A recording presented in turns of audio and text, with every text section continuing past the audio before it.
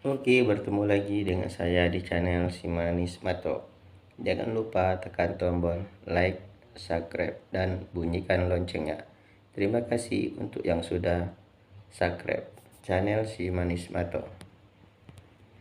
Kita akan membahas tentang aliran Syekh Siti Jenar. Syekh Siti Jenar memiliki paham ketuhanan yang terpengaruh oleh aliran Sufisme yang sudah berkembang.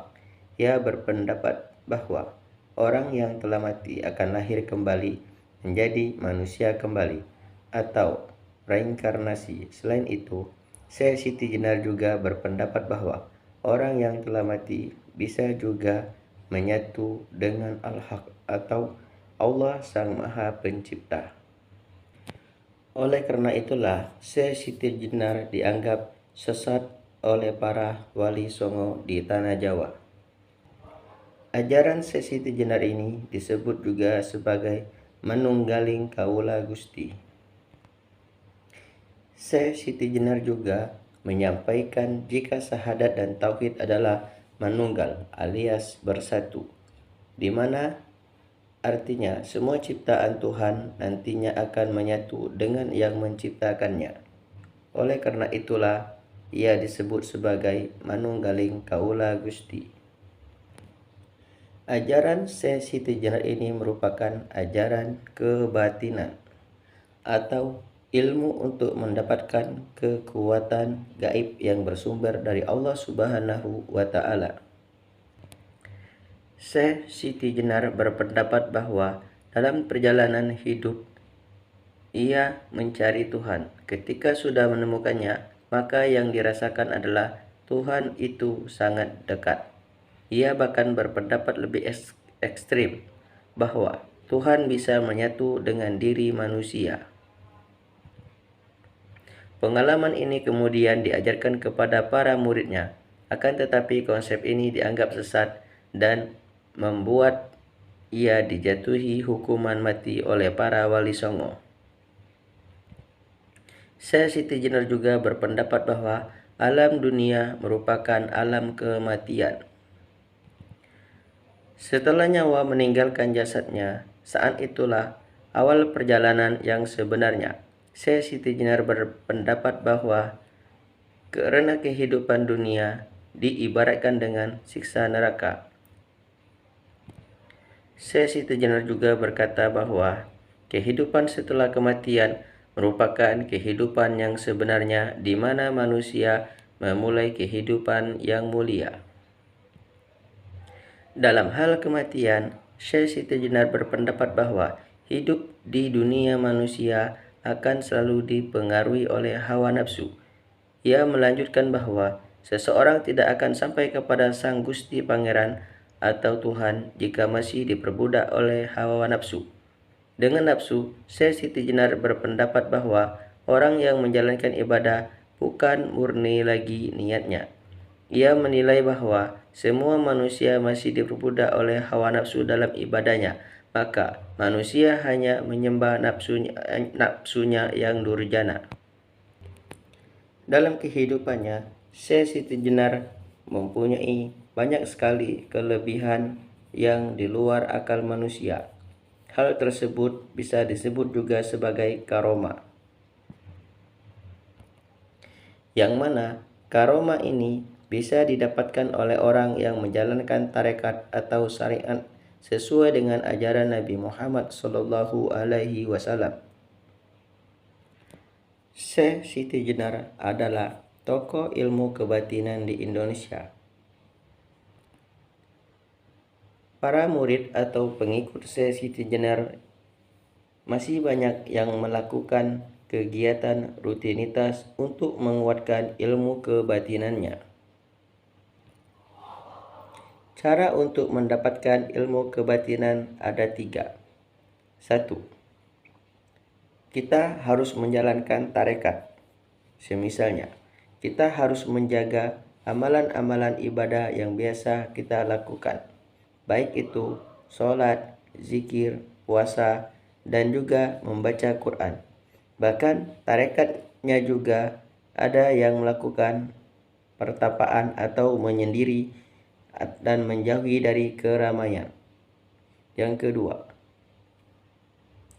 cara mendapatkan ilmu kebatinan adalah dengan cara transfer ilmu, yaitu kita mencari seorang guru yang ilmu kanuragannya sangat tinggi dan sangat memahami tentang ilmu supranatural.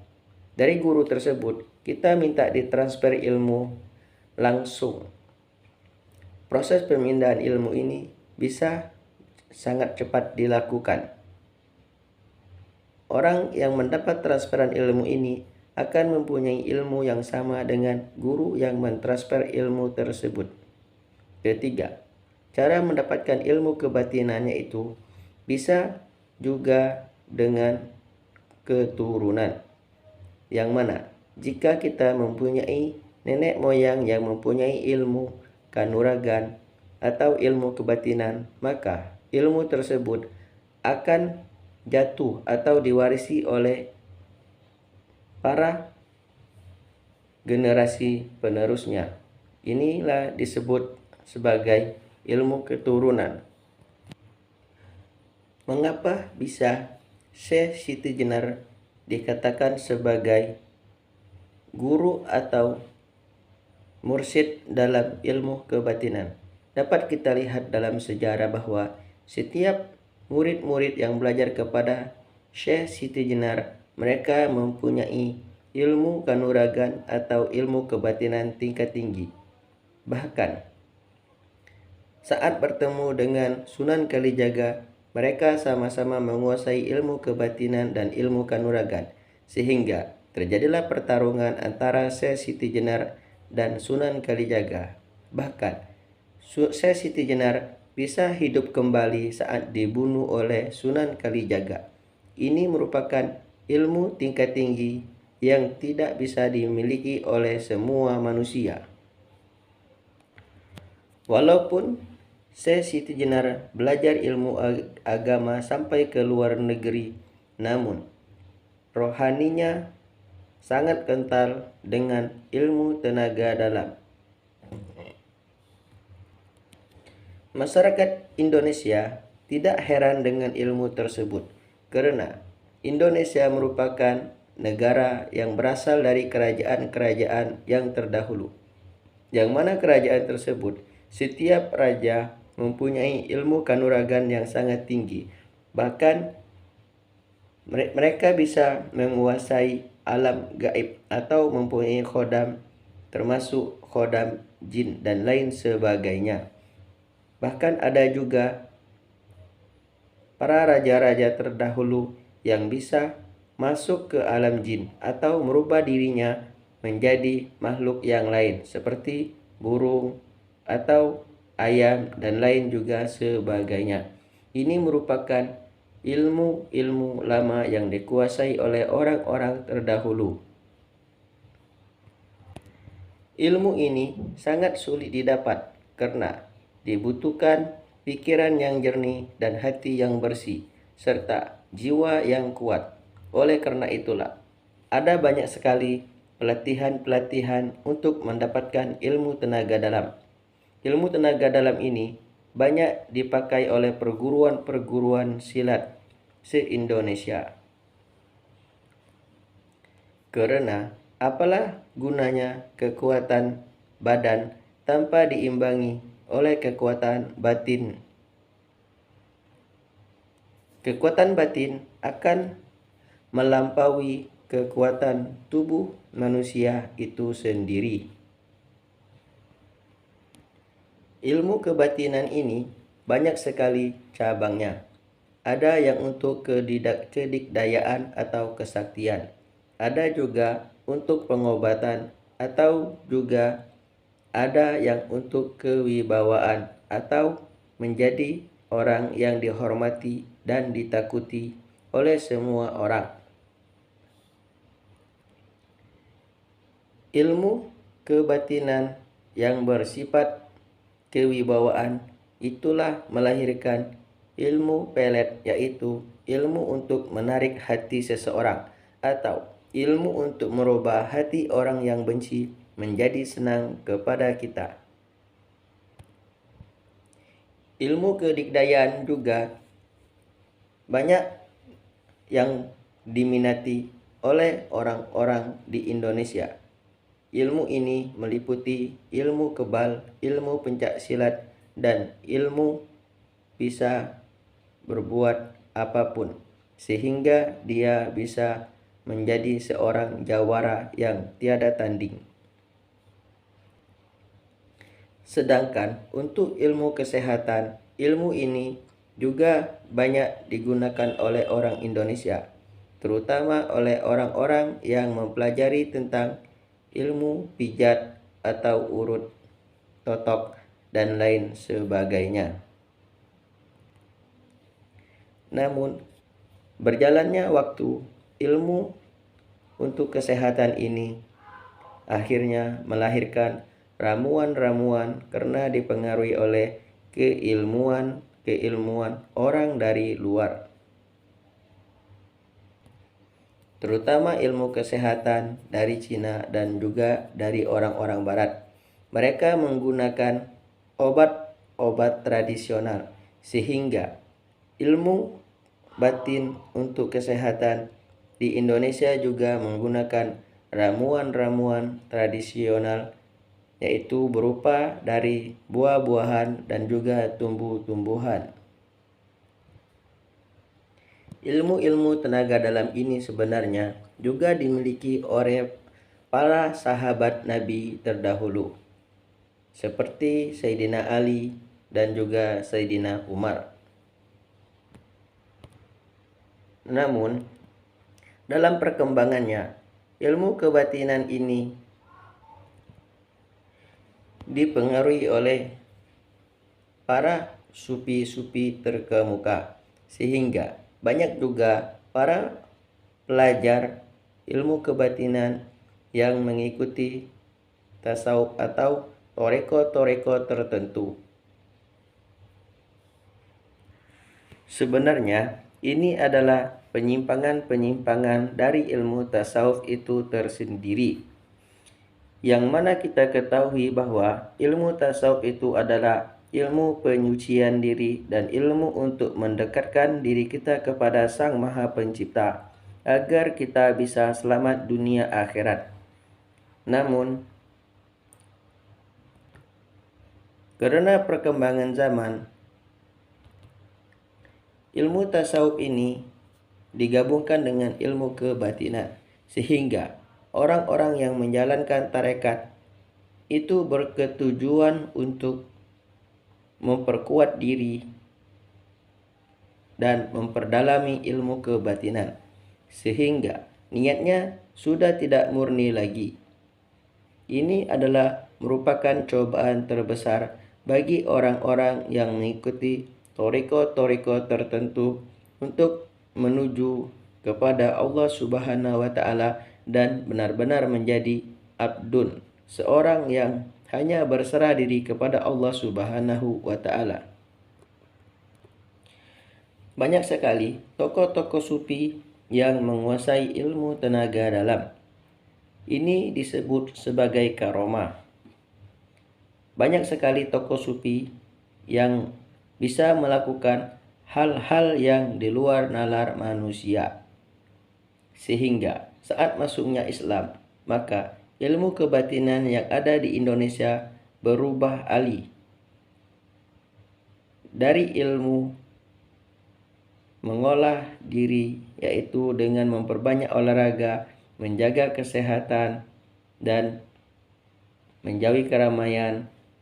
Dengan adanya Islam, maka ilmu kebatinan ini ditambahi dengan amalan-amalan tertentu, baik itu amalan dari para ulama-ulama, hadis Nabi, maupun dari ayat-ayat suci Al-Quran, sehingga lengkaplah ilmu kebatinan tersebut. Maka jika kita telah menguasainya, maka tidak akan ada yang bisa menghalangi apa yang kita inginkan.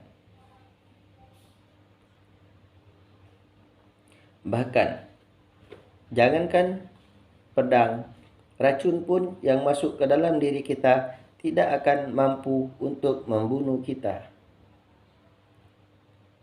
Ini adalah pencapaian-pencapaian ilmu kebatinan yang sangat luar biasa, sehingga ilmu ini sangat diminati oleh sejumlah orang di Indonesia. Pada awalnya, orang Indonesia itu sendiri jika ingin memperdalam ilmu kebatinan, banyak yang melakukan penyelewengan. Mereka tidak mengerti tentang agama. Sebelum Islam masuk, di Indonesia banyak sekali orang-orang yang melakukan sesembahan-sesembahan kepada pohon, batu, dan lain sebagainya. Saat itulah jin akan menjadi pengikutnya. Setelah ia diikuti oleh jin, maka dia akan mengetahui hal-hal yang tidak diketahui oleh orang lain. Bahkan dia juga akan mempunyai kekuatan di luar kemampuan akal sehat manusia.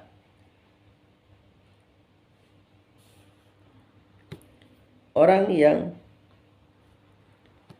melakukan hal tersebut disebut sebagai dukun atau mbah dukun, yang mana ia selalu memanggil roh-roh para leluhur untuk meminta pertolongan.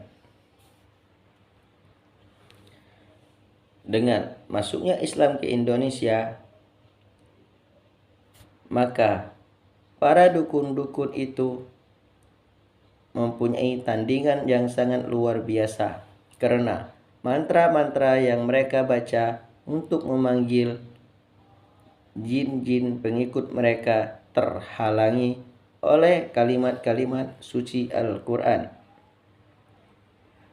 Bahkan jin yang mengikuti para dukun tersebut bisa ditangkap oleh orang-orang yang banyak berzikir dan beribadah kepada Allah Subhanahu wa Ta'ala, sehingga berkuranglah minat masyarakat untuk memperdalam ilmu kebatinan melalui jin. Karena mereka menganggap bahwa orang-orang yang dekat kepada Allah adalah orang-orang yang mempunyai kekuatan yang sebenarnya.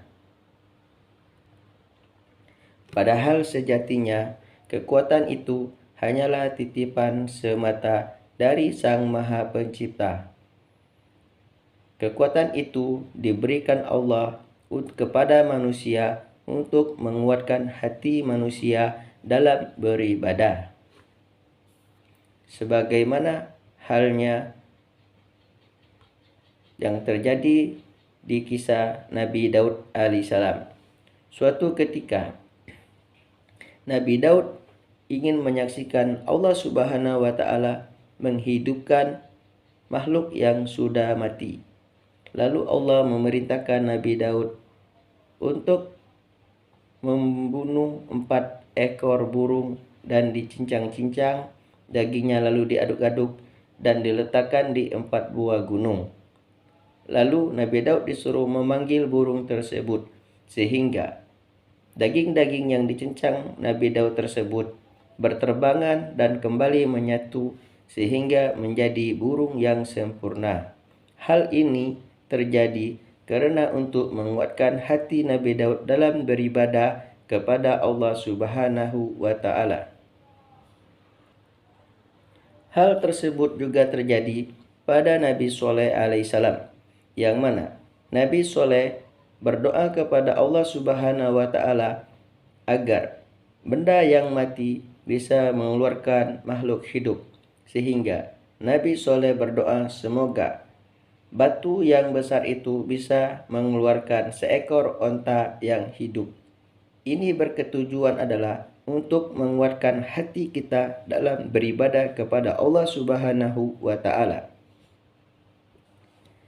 Namun, penyelewengan-penyelewengan ini bisa terjadi oleh orang-orang yang tidak bertanggung jawab. Mereka meninggalkan syariat dan mereka hanya menginginkan kekuatannya saja. Hal inilah yang ditakutkan oleh para wali songo terhadap murid-muridnya Syekh Siti Jenar. Namun, seharusnya kita mempelajari syariat agama dulu dengan benar. Setelah itu, tanpa berdoa, Allah pasti akan memberikan kekuatan kepada kita. Kekuatan yang Allah berikan itu bukti bahwa Allah ridho dan cinta kepada kita karena ibadah kita yang ikhlas hanya semata-mata untuk Allah Subhanahu wa Ta'ala. Dari ilmu kebatinan inilah banyak sekali di Indonesia para pendekar-pendekar di masa dahulu yang kita kenal hingga sekarang ini. Bahkan setiap raja-raja di kesultanan mempunyai ilmu kebatinan yang sangat tinggi. Tapi itu semua tidak lepas dari ajaran agama. Mereka tetap melakukan syariat sesuai dengan yang diajarkan oleh Nabi Muhammad SAW. Pada dasarnya, ilmu kebatinan itu adalah ilmu untuk menjaga diri dari kejahatan yang dilakukan oleh orang lain. Seseorang yang mempunyai ilmu batin tingkat tinggi, dia akan bisa melawan orang-orang yang berbuat jahat, walaupun jumlah orang yang berbuat tersebut lebih dari 1, 2, 3, atau 4. Bahkan 20 orang, 40 orang, ia akan bisa mengatasinya. Ini dikarenakan pada saat ilmu kebatinan itu hadir dan menyatu dalam dirinya, maka hilanglah kesadarannya secara normal. Sehingga ia bisa melawan musuh tanpa ia sadari. Dan ia juga bisa kebal terhadap senjata apapun. Karena saat itu ilmunya sedang menyatu di dalam dirinya. Itu adalah ilmu tenaga dalam untuk melindungi diri. Tapi ada juga ilmu tenaga dalam untuk mengetahui hal-hal yang telah terjadi. Ini juga disebut dengan metode menerawang. Ada sebagian orang yang bisa menerawang kejadian-kejadian yang terdahulu. Namun, berjalannya waktu, semakin tinggi ilmu kebatinan seseorang, maka dia akan menguasai ilmu-ilmu yang lain. Setelah bisa menerawang orang tersebut, jika bertambah kebatinannya, maka ia akan bisa untuk maraga sukmo. Maraga sukmo adalah mengeluarkan ruh dari jasadnya, sehingga jasadnya tetap berada di tempatnya dan ruhnya bisa berjalan kemanapun yang ia mau. Bahkan ia bisa melewati tembok dan berjalan di atas angin. Dia juga bisa melihat orang, tapi orang-orang tidak bisa melihatnya. Ini adalah ilmu maraga sukmo. Ilmu ini bisa untuk mengalahkan musuh tanpa perkelahian. Yang mana ilmu ini bisa mendatangi seseorang yang dianggap musuh, lalu ruhnya bisa melakukan kejahatan terhadap musuhnya tanpa bisa dilihat oleh musuhnya tersebut. Inilah macam-macam tentang ilmu kebatinan dan tingkatan-tingkatannya. Hal tersebut terjadi sama dengan tingkatan-tingkatan amal ibadah seseorang. jika kita melakukan ibadah, sholat, puasa, zakat, itu hanya ibadah dari tubuh kita sendiri. Tapi ada juga orang yang bisa melakukan ibadah dari dalam tubuhnya, yaitu ruhnya juga diajak untuk melakukan sholat, zikir, membaca Al-Quran.